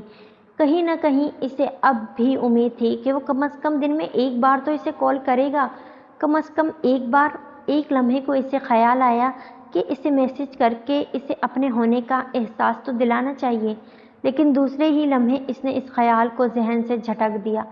وہ بے حد بے دلی سے اپنے کپڑے نکال کر نہانے کے لیے چلی گئی۔ واش روم سے باہر نکلتے ہی اس نے سب سے پہلے سیل فون چیک کیا تھا۔ وہاں کوئی میسج نہیں تھا اور نہ کوئی مسڈ کال۔ چند لمحے وہ سیل فون پکڑے بیٹھی رہی، پھر اس نے اپنی ساری انا اور سارے غصے کو بالائے طاق رکھ کر اسے میسج کر دیا۔ اس کا خیال تھا وہ اسے فوراً کال کرے گا، لیکن اس کا یہ خیال غلط ثابت ہوا تھا۔ 5 منٹ، 10 منٹ، 15 منٹ۔ اس نے اپنی انا کا کچھ اور مٹی کرتے ہوئے اسے میسج کیا۔ بعض دفعہ میسج بھی تو نہیں جاتے۔ اس نے اپنی عزت نفس کی ملامت سے بچنے کے لیے بے حد کمزور تعویل تلاش کی۔ آج کل ویسے بھی نیٹ ورک اور سگنلز کا اتنا زیادہ مسئلہ ہے۔ عزت نفس نے اسے جواباً ڈوب مرنے کے لیے کہا تھا۔ فون اب بھی نہیں آیا۔ لنچ بریک کے باوجود ماہ رمضان میں نہ ہوتا تو شاید وہ اس وقت اپنی عزت نفس کو اس کے لنچ میں مصروف ہونے کا بہانہ پیش کرتی۔ اب وہ واقعی ناخوش تھی، بلکہ ناخوش سے بھی زیادہ۔ اب اس کا دل رونے کو چاہ رہا تھا۔ کچھ دیر بعد اس نے سالار کے سیل پر کال کی۔ 2 بیلز کے بعد کال کسی لڑکی نے ریسیو کی۔ ایک لمحے کے لیے امامہ کی سمجھ میں نہیں آیا، وہ سالار کے بجائے کسی لڑکی کی آواز کی توقع نہیں کر رہی تھی۔ میں آپ کی کیا ہیلپ کر سکتی ہوں میم؟ لڑکی نے بڑی شائستگی کے ساتھ اس سے پوچھا۔ مجھے سالار سے بات کرنی ہے، اس نے کچھ تذبذب سے کہا۔ سالار سکندر صاحب تو ایک میٹنگ میں ہیں۔ اگر آپ کوئی کلائنٹ ہیں اور آپ کو بینک سے متعلقہ کوئی کام ہے تو میں آپ کی مدد کر سکتی ہوں، یا آپ میسج چھوڑ دیں ان کے لیے۔ میٹنگ میں بریک آئے گی تو میں انہیں انفارم کر دوں گی، اس لڑکی نے بے حد پروفیشنل انداز میں کہا۔ امامہ خاموش رہی۔ ہیلو مس امامہ، اس لڑکی نے یقیناً سالار کے سیل پر اس کی ID پڑھ کر اس کا نام لیا تھا۔ وہ اب اسے متوجہ کر رہی تھی۔ میں بعد میں کال کر لوں گی۔ اس نے بددلی کے ساتھ فون بند کر دیا۔ تو وہ میٹنگ میں ہے اور اس کا سیل تک اس کے پاس نہیں۔ और मुझे कह रहा था कि मैं जागने के बाद इसे इन्फॉर्म करूं। किस लिए? वो दिल बर्दाश्त हो गई थी। अरे बेटा, मैं तो कब से तुम्हारे फ़ोन का इंतज़ार में बैठी हूँ। तुम्हें अब याद आई है सईदा अम्मा की? सईदा अम्मा ने इसकी आवाज़ सुनते ही गिला किया। इसने जवाबन बेहद कमज़ोर बहाने पेश किए। सईदा अम्मा ने इसकी वजाहतों पर गौर नहीं किया। सलाह ठीक तो है ना तुम्हारे साथ? उन्होंने इस सवाल के मुज़म्मरात का इस सूरत हाल में सोचे बगैर पूछा और अमामा के सब्र का जैसे पैमाना लबरीज हो गया था। वो एकदम फूट फूट कर रोने लगी थी। सईदा अम्मा बुरी तरह घबरा गई थी। क्या हुआ बेटा? अरे इस तरह क्यों रो रही हो? मेरा तो दिल घबराने लगा है। क्या हो गया है आमना? सईदा अम्मा को जैसे ठंडे पसीने आने लगे थे। सलार ने कुछ कह दिया है क्या? सईदा अम्मा को सबसे पहला ख्याल यही आया था। मुझे इससे शादी ही नहीं करनी चाहिए थी। अमामा ने इसके सवाल का जवाब दिए बगैर कहा। सईदा अम्मा की हवास बाख्तगी में इजाफा हुआ। मैंने कहा भी था आपसे। वो रोती जा रही थी। क्या वो अपनी पहली बीवी की बातें करता रहा है तुमसे? सईदा अम्मा ने सलार के हवाले से वाहिद खदशे के बेइख्तियार जिक्र किया। पहली बीवी? अमामा ने रोते रोते कुछ हैरानी से सोचा, लेकिन सलार के लिए इस वक्त इसके दिल में इतना गुस्सा भरा हुआ था कि इसने बिला सोचे समझे सईदा अम्मा के खदशे की तस्दीक की थी। जी, इसने रोते हुए जवाब दिया। सईदा अम्मा के सीने पर जैसे घूंसा लगा। ये खदशा तो नहीं था, लेकिन इनका ख्याल था कि अपने घर ले जाते ही पहले दिन तो वो कम अज़ कम अपनी इस कई पुरानी मनकूहा का जिक्र नहीं करेगा। अमामा को सलार पर कितना गुस्सा आया था जो सईदा अम्मा को आया था। इन्हें यकदम पछतावा हुआ था। वाकई क्या ज़रूरत थी यूँ राह चलते किसी भी 2 टके के आदमी को पकड़कर यूँ इसकी शादी कर देने की। उन्होंने पछताते हुए सोचा। तुम फिक्र ना करो, मैं खुद सब्त अली भाई से बात करूँगी। सईदा अम्मा ने बेहद गुस्से में कहा था। कोई फ़ायदा नहीं अम्मा, बस मेरी किस्मत ही ख़राब है। सईदा अम्मा के पास आने वाली औरतों के मुंह से कई बार सुना हुआ घिसा पिटा जुमला किस तरह से इसकी ज़बान पर आ गया, इसका अंदाज़ा अमामा को नहीं हुआ, लेकिन इस जुमले ने सईदा अम्मा के दिल पर जैसे आरी चला दी। अरे क्यों किस्मत ख़राब है? कोई ज़रूरत नहीं है वहाँ रहने की। तुम अभी आ जाओ इसके घर से। अरे मेरी मासूम बच्ची पर इतना जुल्म, हमने कोई जहन्नुम में थोड़ा फेंका है तुम्हें। अमामा को इनकी बातों पर और रोना आया। खुद तरसी का अगर कोई माउंट एवरेस्ट होता तो इस वक्त इसकी चोटी पर झंडा गाड़ कर बैठी होती। बस तुम अभी रक्षा लो और मेरी तरफ आ जाओ। कोई ज़रूरत नहीं है इधर बैठे रहने की। सईदा अम्मा ने 2 टोक अल्फाज में कहा। ये गुफ्तगू मज़ीद जारी रहती तो शायद अमामा बग़ैर सोचे समझे रोते हुए इसी तरह वहाँ से चल भी पड़ती। वो इस वक्त कुछ इतनी ही जज्बाती हो रही थी, लेकिन सलार के सितारों की गर्दिश इस दिन सिर्फ चंद लम्हों के लिए अच्छी साबित हुई। सईदा अम्मा से बात करते करते कॉल कट गई थी। इसका क्रेडिट ख़त्म हो गया था। अम्मा ने लैंडलाइन से कॉल करने की कोशिश की, लेकिन कॉल नहीं मिली। शायद सईदा अम्मा ने फ़ोन का रिसीवर क्रेडिल पर ठीक से नहीं रखा था। वो बुरी तरह झंझलाई। सईदा अम्मा से बात करते हुए वो इतनी देर में पहली बार बहुत अच्छा महसूस कर रही थी, यूँ जैसे किसी ने इसके दिल का बोझ हल्का कर दिया हो। इसे इस वक्त जिस मुतासिब जानिबदारी की ज़रूरत थी, उन्होंने इसे वही दी थी। इनसे बात करते हुए रवानी और फरावानी से बहने वाले आंसू अब यकदम खुश्क हो गए थे। इवैल्यूएशन टीम को दी जाने वाली वहाँ से 10 मील के फासले पर अपने बैंक के बोर्ड रूम में बैठी मुताल्लिका किसी सेलिब्रिटी एंड ट्रस्ट फैक्टर्स पर प्रेजेंटेशन की इख्तितामिया सवाल और जवाब के सेशन पर सवाल के जवाब में बोलते हुए सलार को अंदाज़ा भी नहीं था कि इसके घर पर मौजूद इसकी 1 दिन की बीवी और 9 साला महबूबा घर पर बैठी इसके साख और नाम का तिया पांचा करने में मसरूफ़ थी, जिसको इस वजाहत की इस एवोल्यूशन टीम से ज़्यादा ज़रूरत थी। सोना हो गया, रोना भी हो गया, अब और क्या का रह गया। अमामा ने टिश्यू पेपर से आंखें और नाजुक रगड़ते हुए बिलाखिर रिसीवर रखते हुए सोचा। इसे किचन के सिंक में पड़े बर्तनों का ख्याल आया। बड़ी नीम दिली से वो किचन में गई और इन बर्तनों को धोने लगी। वो शाम के लिए अपने कपड़े निकालने के लिए एक बार फिर बेडरूम में आ गई और तभी इसने अपना सेल फ़ोन बजते सुना। जब तक वो फ़ोन के पास पहुंची, फ़ोन बंद हो चुका था। وہ سالار تھا اور اس کی سیل پر اس کی چوتھی مسڈ کال تھی۔ وہ سیل ہاتھ میں لیے اس کی اگلی کال کا انتظار کرنے لگی۔ کال کے بجائے اس کا میسج آیا۔ وہ اسے اپنے پروگرام میں تبدیلی کے بارے میں بتا رہا تھا کہ ڈاکٹر سبت علی کا ڈرائیور 1 گھنٹے تک اسے وہاں سے ڈاکٹر صاحب کے گھر لے جائے گا اور وہ افطار کے بعد آفس سے سیدھا ڈاکٹر صاحب کے گھر آنے والا تھا۔ چند لمحوں کے لیے اس کا دل چاہا وہ فون کو دیوار پر دے مارے، لیکن وہ اس کا اپنا فون تھا، سالار کو کیا فرق پڑنا تھا۔ وہ اس سے رات کو اتنا لمبا چوڑا اظہار محبت نہ کرتا تو وہ آج اس سے توقعات کا یہ انبار لگا نہ بیٹھی ہوتی، لیکن سالار کے ہر جملے پر اس نے لاشعوری طور پر پچھلی رات اپنے دامن کے ساتھ ایک گرہ باندھ لی تھی، اور گرہوں سے بھرا وہ دامن اب اسے بری طرح سے تنگ کرنے لگا تھا۔ ڈاکٹر سبت علی گھر پر نہیں تھے۔ آنٹی کلثوم نے بڑی گرمجوشی کے ساتھ اس کا استقبال کیا، اور وہ بھی جس حد تک مصنوعی جوش و خروش اور اطمینان کا مظاہرہ کر سکتی تھی کرتی رہی۔ آنٹی کے منع کرنے کے باوجود وہ ان کے ساتھ مل کر افطار اور ڈنر کی تیاری کرواتی رہی۔ ڈاکٹر سبت علی افطار سے کچھ دیر پہلے آئے تھے۔ انہوں نے امامہ کی سنجیدگی نوٹ کی تھی، مگر اس کی سنجیدگی کا تعلق سالار سے نہیں جوڑا تھا۔ وہ جوڑ بھی کیسے سکتے تھے؟ سالار افطار کے تقریباً آدھا گھنٹے بعد آیا تھا، اور امامہ سے پہلی نظر ملتے ہی سالار کو اندازہ ہو گیا تھا کہ سب کچھ ٹھیک نہیں ہے۔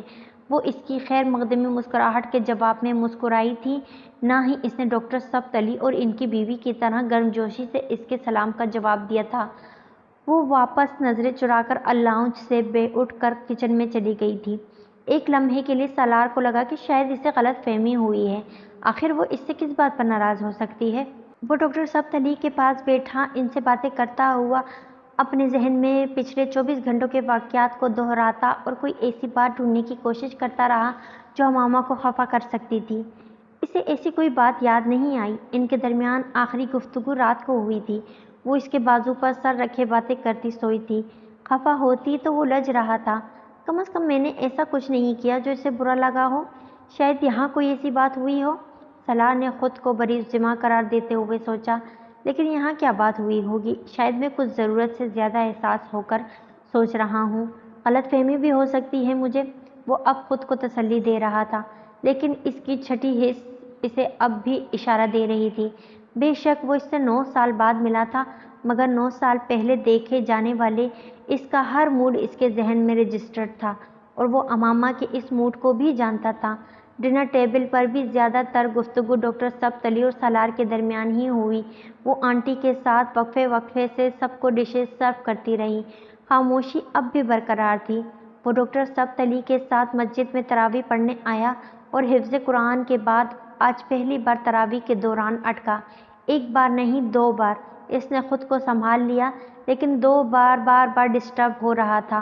وہ 10:30 بجے کے قریب ڈاکٹر سبت علی کے گھر سے سیدہ اماں کے گھر جانے کے لیے نکلے تھے، اور سالار نے بالآخر اس سے پوچھ ہی لیا، تم مجھ سے خفا ہو؟ کھڑکی سے باہر دیکھتے وہ چند لمحوں کے لیے ساکت ہوئی، پھر اس نے کہا، میں تم سے کیوں خفا ہوں گی؟ وہ بدستور کھڑکی کی طرف گردن موڑے باہر دیکھ رہی تھی۔ سالار کچھ مطمئن ہوا، ہاں میں بھی سوچ رہا تھا کہ ایسی تو کوئی بات نہیں ہوئی جس پر تمہارا موڈ آف ہوتا۔ کھڑکی سے باہر دیکھتے ہوئے امامہ نے اس کی بات سنی، اور اس کی برہمی کچھ اور بڑھی، یعنی میں عقل سے پیدل ہوں جو بلا وجہ اپنا موڈ خراب پھرتی رہی۔ اس نے پھیرے رویے اور حرکتوں کا نوٹس ہی نہیں لیا۔ میں تمہیں آج فون کرتا رہا لیکن تم نے فون ہی نہیں اٹھایا، وہ ڈرائیو کرتے ہوئے کہہ رہا تھا۔ امامہ کو سوچتے ہوئے عجیب سی تسلی ہوئی، اچھا ہوا نہیں اٹھائے، یعنی اس نے محسوس تو کیا کہ میں جان بوجھ کر اس کی کال نہیں لیتی رہی۔ پھر میں نے گھر کے نمبر فون کیا، وہ بھی انگیج تھا، تم یقیناً اس وقت مصروف تھی اس لیے کال نہیں لے سکی، وہ بے حد عام سے لہجے میں کہہ رہا تھا۔ وہاں بے نیازی کی انتہا تھی۔ امامہ کے رنج میں اضافہ ہوا۔ پھر اسے یاد آیا کہ اس کے فون کا بیلنس ختم ہو چکا تھا، مجھے اپنے فون کے لیے کارڈ خریدنا ہے۔ سالار نے اسے ایک دم کہتے سنا۔ وہ اپنا ہینڈ بیگ کھولے ان میں سے کچھ نکال رہی تھی۔ جو چیز اس نے نکال کر سالار کو پیش کی تھی، اس نے چند لمحوں کے لیے سالار کو ساکت کر دیا تھا۔ وہ 1000 روپے کا ایک نوٹ تھا۔ وہ اس کے تاثرات سے بے خبر اب ونڈو اسکرین سے باہر کسی ایسی شاپ کو ڈھونڈنے کی کوشش کر رہی تھی جہاں پر وہ کارڈ دستیاب ہوتے۔ سالار نے اپنی طرف بڑھے ہوئے اس کے ہاتھ کو پیچھے کرتے ہوئے کہا، واپسی پر لیتے ہیں، اور اس کی ضرورت نہیں ہے۔ امامہ نے چونک کر اسے دیکھا۔ تمہیں آنکھیں بند کر کے اپنا سیل فون تھما دیا تھا جب تم میری کچھ نہیں تھی، تو اب کیا پیسے لوں گا تم سے؟ گاڑی میں کچھ عجیب سی خاموشی در آئی تھی۔ دونوں کو بیک وقت کچھ یاد آیا تھا، اور جو یاد آیا تھا اس نے یک دم وقت کو وہیں روک دیا تھا۔ بہت غیر محسوس انداز میں امامہ نے ہاتھ میں پکڑے کاغذ کے اس ٹکڑے کو بہت ہی تہوں میں لپیٹنا شروع کر دیا۔ اس نے اس کی ساری رقم لوٹا دی تھی، بلکہ اس سے زیادہ ہی، جتنی اس نے فون کے بل اور اس کے لیے خرچ کی ہوگی، مگر احسان، یعنی اس کے احسانوں کا وزن بہت زیادہ تھا۔ اس نے کاغذ کی لپٹی تہوں کو دوبارہ بیگ میں ڈال لیا۔ صبح سے اکٹھی ہوئی بدگمانیوں کی دھند یک دم چھٹ گئی تھی۔ یا کچھ دیر کے لیے امامہ کو ایسا ہی محسوس ہوا۔ باہر سڑک پر دھند تھی اور وہ بڑی احتیاط سے گاڑی چلا رہا تھا۔ امامہ کا دل چاہا وہ اس سے کچھ بات کرے، لیکن وہ خاموش تھا۔ شاید کچھ سوچ رہا تھا یا لفظ ڈھونڈ رہا تھا۔ آج سارا دن کیا کرتی رہیں تم؟ اس نے بالآخر گفتگو کا دوبارہ آغاز کرنے کی کوشش کی تھی۔ پورا دن فلیش کی طرح امامہ کی آنکھوں کے سامنے سے گزر گیا۔ امامہ کو ندامت ہوئی۔ وہ جو کچھ کرتی رہی تھی اسے بتا نہیں سکتی تھی۔ میں سوتی رہی۔ اس نے پورے دن کو 3 لفظوں میں سمیٹ دیا۔ ہاں، مجھے اندازہ تھا جاگ رہی ہوتی تو میری کال ضرور ریسیو کرتی۔ ایک بار پھر خاموشی چھا گئی۔ پاپا، ممی اور انیتا آ رہے ہیں کل شام، سالار نے کچھ دیر کے بعد کہا۔ امامہ نے چونک کر اسے دیکھا۔ تم سے ملنے کے لیے، اس نے مزید اضافہ کیا، اور بالآخر سسرال کے ساتھ اس کا پہلا رابطہ ہونے والا تھا۔ امامہ کو اپنے پیٹ میں گرہیں لگتی محسوس ہوئیں۔ تم نے انہیں میرے بارے میں بتایا ہے؟ اس نے بے حد نپے تلے الفاظ میں پوچھا۔ نہیں، فی الحال نہیں، لیکن آج بتاؤں گا، پاپا کو فون پر، وہ ونڈو اسکرین سے باہر دیکھتے ہوئے کہہ رہا تھا۔ امامہ نے اس کے چہرے کو پڑھنے کی کوشش کی۔ کوئی پریشانی، تشویش، اندیشہ، خدشہ، خوف، پچھتاوا، وہ کچھ بھی پڑھنے میں ناکام رہی۔ اس کا چہرہ بے تاثر تھا، اور اگر اس کے دل میں کچھ تھا تو بھی وہ اسے بڑی مہارت سے چھپائے ہوئے تھا۔ سالار نے اس کی کھوجتی نظروں کو اپنے چہرے پر محسوس کیا۔ اس نے امامہ کی طرف دیکھا اور مسکرایا۔ امامہ نے بے اختیار نظریں ہٹائیں۔ انیتا کی فلائٹ 5:30 بجے اور پاپا کی 7 بجے ہے۔ میں کل بینک سے جلدی ایئرپورٹ چلا جاؤں گا، پھر ممی اور پاپا کو لے کر میرا خیال ہے 9 یا 9:30 بجے تک گھر پہنچوں گا۔ یہ تم نے کیا پہنا ہوا ہے؟ سالار نے یکدم اس کے لباس کی طرف متوجہ ہوتے ہوئے کہا۔ 3 گھنٹے 45 منٹ کے بعد بالآخر اسے یاد آ گیا کہ میں نے کچھ پہنا ہوا ہے۔ یہ سوچ کر امامہ کی خفگی میں کچھ اضافہ ہوا۔ کپڑے، امامہ نے جواب دیا۔ سالار اس کی بات پر بے اختیار ہنسا۔ جانتا ہوں کپڑے پہنے ہیں، اسی لیے تو پوچھ رہا ہوں۔ امامہ گردن موڑ کر کھڑکی سے باہر دیکھنے لگی کہ اب وہ تعریف کرے گا۔ اس نے سوچا دیر سے صحیح، لیکن اس سے میرے کپڑے نظر تو آئے۔ اس کی خفگی میں کچھ اور کمی ہونے لگی۔ کون سا کلر ہے یہ؟ سالار نے اپنے پیروں پر پہلی کلہاڑی ماری۔ کھڑکی سے باہر دیکھتے ہوئے امامہ کا دل چاہا وہ چلتی گاڑی کا دروازہ کھول کر باہر کود جائے۔ 3.25 گھنٹے میں وہ اس کے کپڑوں کا رنگ بھی نہیں پہچان سکا۔ اس کا مطلب تھا کہ اس نے اسے غور سے دیکھا ہی نہیں تھا۔ پتہ نہیں، اس نے اسی طرح کھڑکی سے باہر جھانکتے ہوئے بے حد صدمے سے کہا۔ ہاں، میں بھی اندازہ نہیں کر سکا۔ آج کل خواتین پہنتی بھی تو بڑے عجیب عجیب کلر ہیں۔ سالار نے اس کے لہجے پر غور کیے بغیر عام سے انداز میں کہا۔ وہ زنک اور کوپر کے سب سے زیادہ ان شیڈڈ کو عجیب کہہ رہا تھا۔ امامہ کو رنج سا رنج ہوا۔ سالار شوہروں کی تاریخی غلطیاں دہرا رہا تھا۔ اس بار امامہ کا دل تک نہیں چاہا کہ وہ اس کی بات کا جواب دے۔ وہ اس قابل نہیں تھا۔ اسے یاد آیا اس نے کل بھی اس کے کپڑوں کی تعریف نہیں کی تھی۔ کپڑے؟ اس نے تو اس کی بھی تعریف نہیں کی تھی۔ اظہار محبت کیا تھا اس نے، لیکن تعریف؟ ہاں، تعریف تو نہیں کی تھی نا اس نے۔ وہ جیسے پچھلی رات کو یاد کرتے ہوئے تصدیق کر رہی تھی۔ اسے دکھ ہوا۔ کیا وہ اسے اتنی بھی خوبصورت نہیں لگی تھی کہ وہ ایک بار ہی کہہ دیتا؟ کوئی ایک جملہ، ایک لفظ، کچھ بھی نہیں۔ وہ ایک بار پھر خود ترسی کا شکار ہونے لگی۔ عورت اظہار محبت اور ستائش کو کبھی ہم معنی نہیں سمجھتی۔ یہ کام مرد کرتا ہے اور غلط کرتا ہے۔ ڈرائیونگ کرتے ہوئے سالار کو اندازہ نہیں ہوا کہ گفتگو کے لیے موضوعات کی تلاش میں ادھر ادھر کی باتیں کرتے اس نے کس قدر سنگین موضوع کو چھیڑ دیا تھا۔ وہ بڑے اطمینان سے جیسے ایک بارودی سرنگ کے اوپر پاؤں رکھ کر کھڑا ہو گیا تھا جو اس کے پاؤں اٹھاتے ہی پھٹ جاتی۔ سیدہ اماں کی گلی میں گاڑی پارک کرنے کے بعد سالار نے ایک بار پھر امامہ کے موڈ میں تبدیلی محسوس کی۔ اس نے ایک بار پھر اسے اپنا وہم گردانا۔ ابھی کچھ دیر پہلے ڈاکٹر سبتلی کے گھر پہ بھی غلط فہمی کا شکار رہا۔ آخر ہو کیا گیا ہے مجھے؟ وہ بھلا کیوں صرف 24 گھنٹے میں مجھ سے ناراض ہوتی پھرے گی؟ اس نے اطمینان سے سوچا۔ سیدہ اماں دروازہ کھولتے ہی امامہ سے لپٹ گئی تھیں۔ چند لمحوں بعد وہ آنسو بہا رہی تھیں۔ سالار جذب ہوا۔ آخر اتنے عرصے سے وہ اکٹھے رہ رہی تھیں، یقیناً دونوں ایک دوسرے کو مس کر رہی ہوں گی۔ اس نے بالآخر خود کو سمجھایا۔ سیدہ اماں نے سالار کے سلام کا جواب دیا، نہ ہی ہمیشہ کی طرح اسے گلے لگا کر پیار کیا۔ انہوں نے امامہ کو گلے لگایا، اس سے لپٹ کر آنسو بہائے اور پھر اسے لے کر اندر چلی گئی۔ وہ ہکا بکا دروازے میں ہی کھڑا رہ گیا۔ انہیں کیا ہوا ہے؟ وہ پہلی بار بری طرح کھٹکا تھا۔ اپنے احساس کو وہم سمجھ کر جھٹکنے کی کوشش میں اس بار کامیاب نہیں ہوئی۔ کچھ غلط تھا، مگر کیا؟ وہ کچھ دیر وہیں کھڑا رہا، پھر اس نے پلٹ کر بیرونی دروازہ بند کیا اور اندر چلا آیا۔ وہ دونوں کچھ باتیں کر رہی تھیں۔ اسے دیکھ کر یکدم چپ ہو گئی۔ سالار نے امامہ کو اپنے آنسو پوچھتے دیکھا۔ وہ ایک بار پھر ڈسٹرب ہوا۔ میں چائے لے کر آتی ہوں۔ بادام اور گاجر کا حلوہ بنایا ہے آج میں نے۔ سیدہ اماں یہ کہتے ہوئے کھڑی ہوئیں۔ سالار نے بے اختیار انہیں ٹوکا۔ سیدہ اماں، کسی چیز کی ضرورت نہیں ہے، ہم لوگ کھانا کھا کر آئے ہیں اور چائے بھی پی لی ہے، صرف آپ سے ملنے کے لیے آئے ہیں۔ وہ کہتے کہتے رک گیا۔ اسے احساس ہوا کہ وہ پیشکش سرے سے اسی کے لیے ہی نہیں کی گئی تھی۔ سیدہ اماں مکمل طور پر امامہ کی طرف متوجہ تھیں اور امامہ اسے کچھ کھانے پینے میں متعامل نظر نہیں آئیں۔ میں کھاؤں گی اور میں آپ کے ساتھ چلتی ہوں، آپ کس طرح اٹھائیں گی برتن؟ امامہ نے سیدہ اماں سے کہا اور پھر ان کے ساتھ ہی کچن میں چلی گئی۔ سالار ہونکوں کی طرح وہاں بیٹھا رہ گیا۔ اگلے 15 منٹ وہ اس صورتحال پر غور کرتا رہا، وہیں بیٹھا کمرے کی چیزوں کو دیکھتا رہا۔ بالآخر 15 منٹ کے بعد امامہ اور سیدہ اماں کی واپسی ہوئی۔ اسے امامہ کی آنکھیں پہلے سے کچھ زیادہ سرخ اور متروم لگیں۔